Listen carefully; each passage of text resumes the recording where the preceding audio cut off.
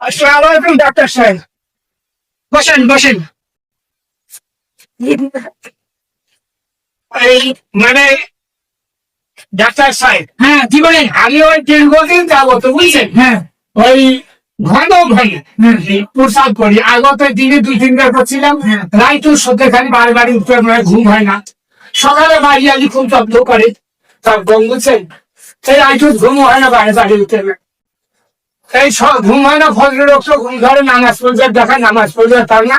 সকালে স্কুল যাওয়ার জন্য খেজের মাসের বাড়ি এলি করি, জামাতে বাসো না। ডাক্তার সাহেব কি করেন গো, তাড়াতাড়ি করে অবস্থা কর। আমার তো ভালো আছে, খাবার বসে খালি খাঙ্গে।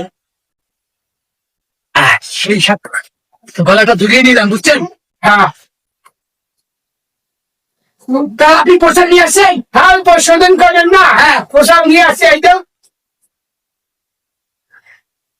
কি ব্যাপার, পোশাক দেখে আমার ডাক্তার সাহেব আপনি এই মুহূর্তে টোটা লাগছেন।